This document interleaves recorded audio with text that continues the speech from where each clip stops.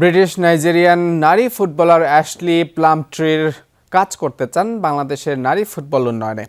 Abdul Gias spice বাজার ফাউন্ডেশনের এই আয়োজনের মূল উদ্দেশ্য ছিল ফুটবলের মাধ্যমে যুব ক্ষমতায়ন নিশ্চিত করা। বাফুফের সভাপতি তাবিদ আউয়াল ও দেশের সেরা বয়সভিত্তিক নারী ফুটবলাররা উপস্থিত ছিলেন অনুষ্ঠানে। বাফুফে ও সাবেক লেস্টার সিটি তারকা অ্যাশলি প্লামট্রির যৌথ উদ্যোগে নারী ফুটবলের উন্নয়নে 5 বছরের একটি দীর্ঘমেয়াদী মাস্টার প্ল্যান ঘোষণা করা হয়েছে। এর আওতায় নারী খেলোয়াড়দের অর্থনৈতিক ও পেশাগত স্থায়িত্ব নিশ্চিত করতে কোচিং এবং স্পোর্টস সায়েন্সে দক্ষ করে তোলা হবে। সঠিক বিনিয়োগ ও অবকাঠামো পেলে বাংলাদেশের মেয়েরাও একদিন আন্তর্জাতিক অঙ্গনে অভাবনীয় সাফল্য অর্জন করবে বলে আশাবাদ ব্যক্ত করা হয়।